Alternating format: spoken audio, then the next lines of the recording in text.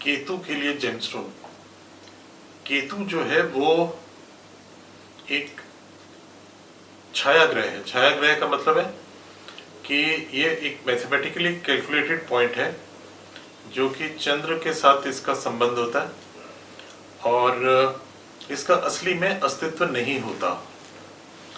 ये सिर्फ हिंदू एस्ट्रोलॉजी में इन चीज़ों को माना जाता है, राहु और केतु को, जो क्योंकि ये एक्चुअली जो है प्लैनेट्स नहीं है, ये कोई ऐसे प्लैनेट्स नहीं है जिन्हें हम आसमान में देख सकते हो, जिनकी हम कोई फोटो ले सकते हो या कोई उनको समझ सकता हो। इस तरह के प्लैनेट्स नहीं हैं ये राहु और केतु।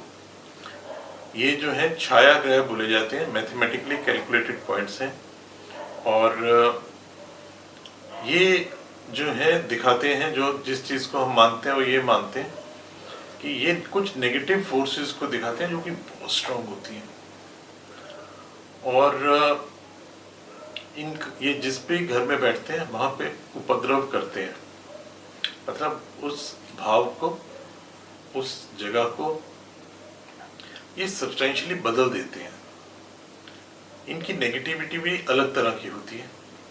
जो केतु है उसका कार्य है काटना, तोड़ना, चीज़ों को भंग कर देना। इसको एक दैत्य के रूप में देखा जाता है जिसके लंबे लंबे दांत हैं, बड़ा क्रूर चेहरा है, बड़े बड़े नाखून हैं और वो जो है दैत्य जिस भी चीज़ के ऊपर गिरता है, जहाँ भी होता है वहाँ पे चीज़ों को काट देता है, तोड़ देता है, उनको जो है खंडित कर देता है। ये केतु की परिभाषा मानी जाती है।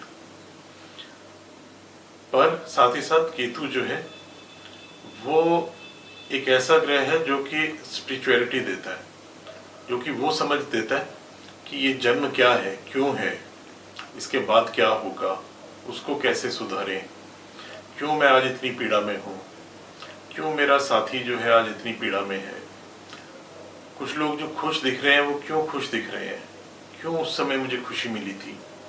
ये सब कहानी जो है कहीं ना कहीं केतु अपने अंदर दबा के बैठा होता है, क्योंकि ये हमारी कर्मों की कहानी को अपने अंदर दबा के बैठा होता है।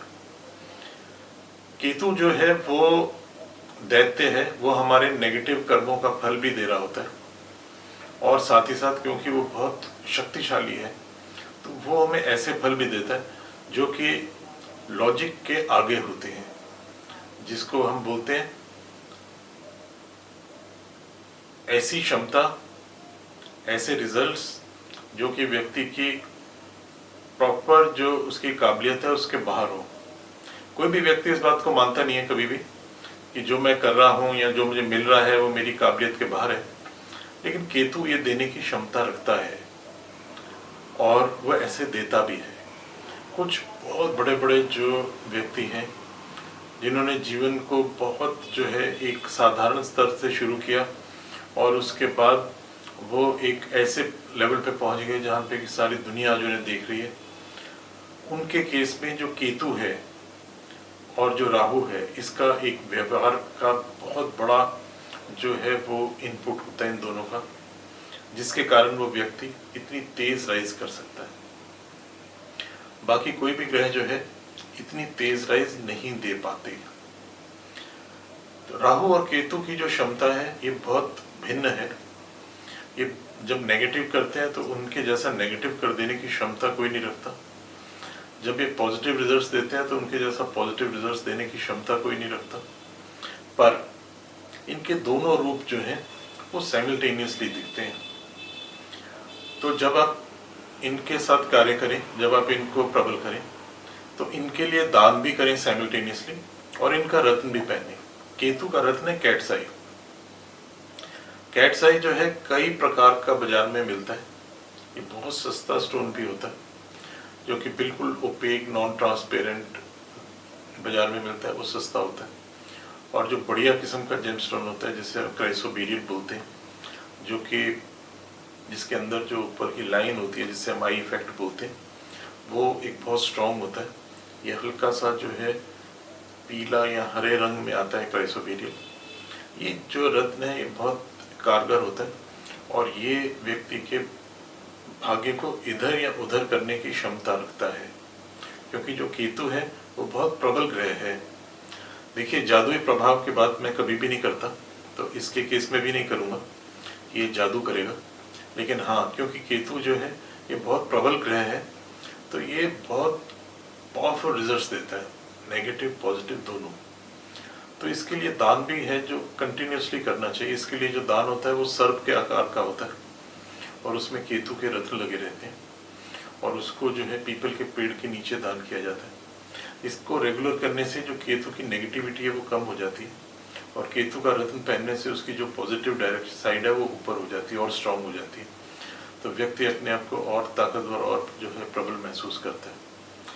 केतु का रत्न पहने हुए मैंने बहुत सारे ऐसे व्यक्ति देखे हैं जिन्होंने लाइफ में अनक्वालिफाइड सक्सेस पाई है। ऐसे बिल्कुल रॉकेट की तरह वो नीचे से उठे और ऊपर तक पहुंच गए, और लोग उस चीज़ को समझ भी नहीं पाए। देखिए, हर बंदा बड़ा होना चाहता है, कोई व्यक्ति ऐसा नहीं होगा जो कहेगा नहीं भैया मैं बड़ा नहीं होना चाहता। कहने को कह भी देगा, लेकिन अंदर से वो चाहता है कि मैं बड़ा हूँ, मैं ज़्यादा सबसे बड़ी कुर्सी पे बैठूँ, सबसे बड़ा इंसान मैं बन जाऊँ।